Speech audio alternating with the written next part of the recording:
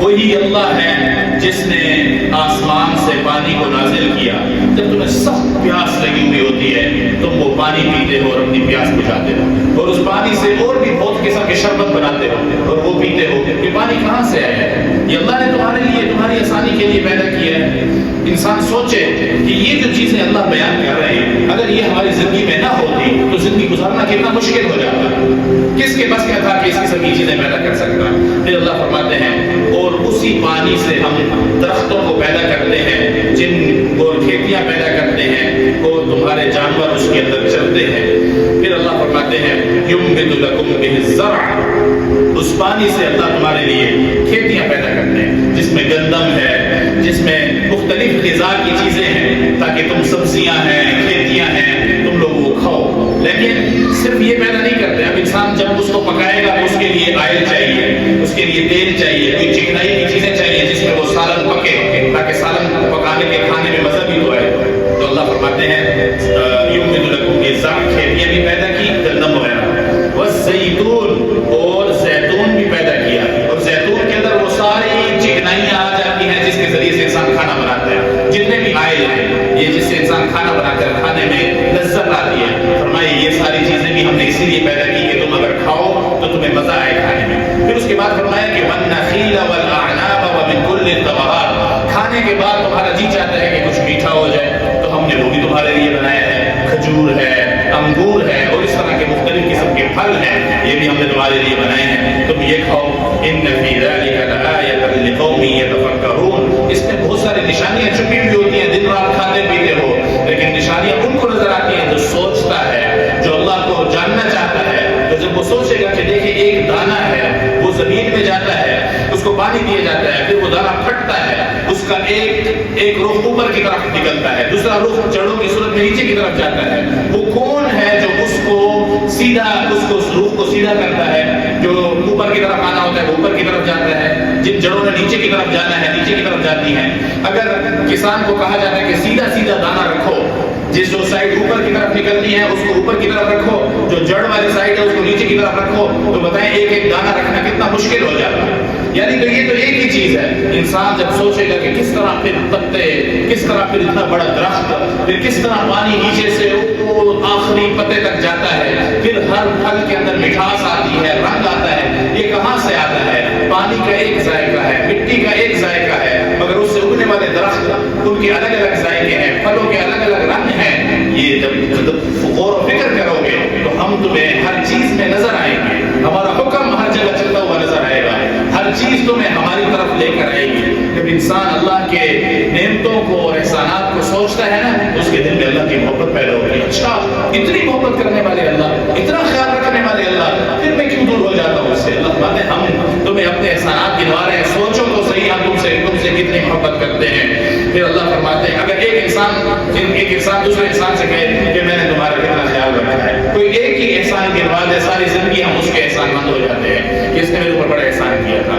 لیکن اللہ اتنے احسانات ایک ایک کر کے گنوا رہے ہیں، ایک ایک. پھر آگے فرماتے ہیں وَسَخَّرَ لَكُمُ اللَّيْلَ وَالنَّهَارَ وَالشَّمْسَ وَالْقَمَرَ، تمہارے لیے دن اور رات کا نظام کس طرح ہم نے بنایا ہے. جیسے پہلے بھی عرض کیا، اگر ایسے ہوتا کہ 9 بجتے اور اچانک رات ہو جاتی یا 9 بجتے اور اچانک صبح ہو جاتی تو کتنا مشکل ہوتا. اچانک لائٹیں جل جائیں تو انسان کی آنکھیں جو ہے نا وہ جدی آ جاتی ہیں.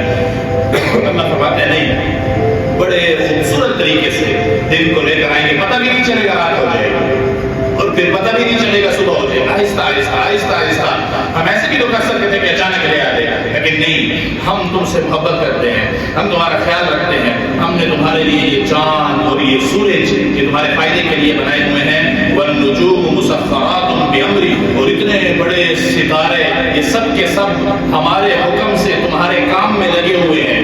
انسان سوچے کہ میں کیا اس سورج سے کام لے سکتا ہوں اکیلے؟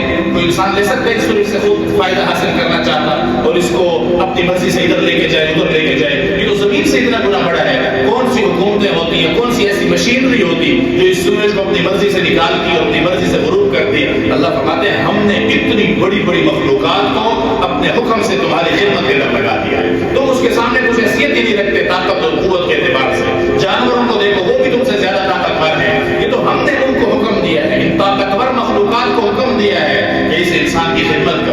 اس انسان کی خدمت کرو، ہمارے حکم سے تمہاری خدمت میں لگے ہوئے ہیں۔ پھر فرماتے ہیں ان فی ذلک لآیات لقوم یعقلون، عقل رکھنے والوں کے لیے نشانیاں ہیں، سوچو گے تو ہم تک پہنچو گے، ہمارے قریب ہوگے، ہماری محبت تمہارے دل میں پیدا ہوگی۔ پھر اللہ فرماتے ہیں اور بھی زمین میں جب دیکھو گے رنگ برنگی چیزیں ہیں، رنگ برنگی چیزیں ہیں، یہ ہم نے تمہارے لیے پھیلائی ہوئی ہیں پوری دنیا کے اندر، خود فکر کرو کہ کیا کیا چیزیں ہیں جو ہم نے تمہارے لیے پیدا کی ہیں۔ ان فی ذلک لآیۃ لقوم یتفکرون، اور اسی طرح اتنا بڑا سمندر وہ ہم نے تمہارے لیے مسخر کر دیا، ایک لہر اٹھے اگر سمندر سے پوری دنیا کو غرق کر دے، ہم فائدہ حاصل کر سکتے تھے ان سمندروں سے، اور اتنے بڑے سمندر کے اوپر یہ کشتیاں کیسے چلتی ہیں؟ کبھی سوچو، اللہ فرماتے ہیں ہم نے تمہارے لیے اس سمندر کو حکم دیا، اس کے کام ان کے کاموں میں لگ جاؤ، اور تمہارے لیے اس کے اندر گوشت، تازہ گوشت رکھا، مچھلی کی صورت کے اندر تازہ گوشت ہے، وہ تم شکار کرو، گوشت کھاؤ، اور سمندروں کے اندر تمہارے لیے موتی چھپا کے رکھے ہوئے ہیں جن کو زیورات میں ڈال کر تم لوگ استعمال کر سکتے ہو، اور ہم نے اس کے اندر تمہارے لیے کشتیاں جو پانی کو چیرتی ہوئی چلتی ہیں، اور ان کشتیوں پر اور ان بحری جہازوں پر پوری دنیا کی تجارت کا دار و مدار ہے۔ ساری دنیا میں جو تجارت ہو رہی ہے وہ ان جہازوں کے ذریعے سے ہو رہی ہے، ایک جگہ سے دوسری جگہ، ایک ملک سے دوسرے ملک، ایک بر اعظم سے دوسرے بر اعظم، سارا کام جہازوں کے ذریعے سے ہو رہا ہے۔ اللہ فرماتے ہیں ہم نے یہ کشتیاں جو پانی کو چیرتی ہوئی چلتی ہیں تاکہ تم رزق کماؤ، تاکہ تم مال کماؤ، یہ سارا کا سارا تجارت یہ سارا تم کرو تاکہ تم شکر ادا کرو ان چیزوں کے اوپر، لعلکم تشکرون، تم شکر ادا کرو۔ اور دیکھو ہم نے زمین پر والقا فی الارض، اور اس نے زمین پر بڑے بڑے پہاڑ گاڑ دیے ہیں تاکہ وہ ہلے نہیں۔ اب انسان اگر زمین ہلتی رہتی تو کیا سکون ہوتا؟ ہم نے زمین، کیونکہ ہم نے زمین پر پہاڑوں کو گاڑا اور اس کے اندر راستے بنائے ہیں، مختلف چیزیں ہیں، کہیں درخت ہیں، کہیں پہاڑ ہیں، کہیں دریا ہے، کہیں نہریں ہیں، ان کے ذریعے سے تم نشانی لگا کر راستے حاصل کر سکتے ہو۔ اگر ساری زمین صحرا میں انسان چلا جائے گا تو وہاں راستہ نہیں ہوتا، انسان بھٹک جاتا ہے۔ راستہ کس چیز کا بنائے گا؟ کیسے راستہ طے کرے گا کہ میں نے ادھر جانا ہے ادھر جانا ہے؟ اللہ فرماتے ہیں یہ بھی تو میرا احسان ہے کہ تمہارے لیے میں نے زمین کو اس طرح بنایا ہے کہ اگر تم اپنے راستے متعین کرنا چاہو تو آج تم گھر سے آئے ہو تو واپس گھر جانا تمہارے لیے مشکل ہو جاتا ہے، یا ایک شہر سے دوسرے شہر کس طرح جاتے ہیں؟ ہم صحرا میں جب سفر کریں نا تو وہاں پر انسان گم ہو جاتا ہے کیونکہ راستوں کے کوئی نشانات نہیں ہوتے، لیکن اللہ فرماتے ہیں ہم نے زمین پر پہاڑ، دریا اور اس طرح بہت ساری نشانیاں رکھی ہیں، جنگلات رکھے ہیں تاکہ تمہارے لیے راستوں کی آسان ہو، راستوں کو ڈھونڈنا، اور بھی بہت ساری نشانیاں، اور خصوصاً یہ جو ستارے ہیں ان کے ذریعے سے بھی تم راستوں کو ڈھونڈتے ہو۔ آج کل بھی صحراؤں میں سفر اور سمندر کے بیچ میں سفر کرنے کے لیے کوئی علامت نہیں ہوتی، ہر طرف نیلا آسمان اور نیلا پانی ہے، کیا پتہ ہے کہ اس نے اس طرف مشرق کی طرف جانا ہے، مغرب کی طرف جانا ہے، کہاں جانا ہے؟ آج بھی وہ ستاروں کے ذریعے سے رہنمائی حاصل کرتے ہیں۔ اللہ فرماتے ہیں یہ ہم نے تمہارے لیے بنایا ہے۔ پھر آخر میں اللہ تعالیٰ فرماتے ہیں اب مجھے بتاؤ افمن یخلق کمن لا یخلق، جو اتنا کچھ پیدا کرنے والا ہو کیا وہ اس جیسا ہو سکتا ہے جس نے کچھ بھی نہ پیدا کیا ہو؟ اور تم اس سے محبت کرتے ہو، ان چیزوں سے محبت کرو جنہوں نے یہ سب میں سے کچھ بھی نہیں پیدا کیا تمہارے لیے، اور جس نے تمہارے لیے کچھ بھی، تم اس کے لیے تھکو، اس کے لیے قربانی کرو، اسی سے محبت کرو، اسی کا حکم مانو، اور میرے حکم کو چھوڑ دو جس نے اتنا کچھ بنایا ہے تمہارے لیے۔ کیا ایسے ہو سکتا ہے؟ افمن یخلق کمن لا یخلق افلا تذکرون، تم سبق حاصل نہیں کرتے ان چیزوں سے؟ اتنے احسان کرنے والے سے محبت کرنے کے بجائے ان سے محبت کرتے ہو جنہوں نے کچھ بھی نہیں پیدا کیا تمہارے لیے۔ وَإِن تَعُدُّوا نِعْمَةَ اللَّهِ لَا تُحْصُوهَا، اگر اللہ کی نعمتوں کو گننا چاہو تو تم نہیں گن سکتے۔ إِنَّ اللَّهَ لَغَفُورٌ رَحِيمٌ، تم ان نعمتوں پر شکر نہیں کرتے، اللہ پھر بھی معاف کر دیتا ہے، اللہ تعالیٰ پھر بھی معاف کر دیتا ہے اگر تم شکر نہیں کرتے۔ کیوں؟ کیونکہ وہ تم سے محبت کرتا ہے، بڑا مہربان ہے، وہ جانتا ہے کہ تمہارے دلوں میں کیا ہے اور تم عمل سے کیا کرتے ہو، دلوں کے راز بھی جانتا ہے، اور جو چیخ کر بولتے ہو یا کہتے ہو وہ بھی جانتا ہے۔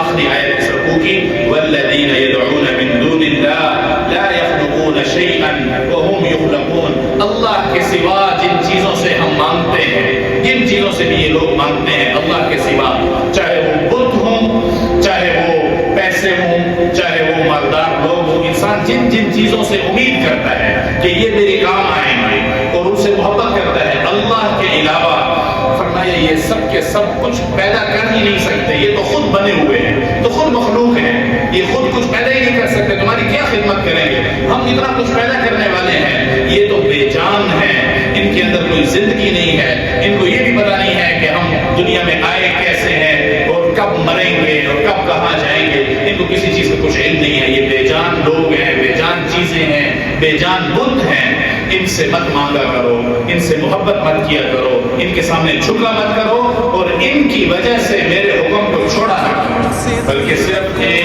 مجھ سے محبت کیا کرو اور میری بھی عبادت کیا کرو۔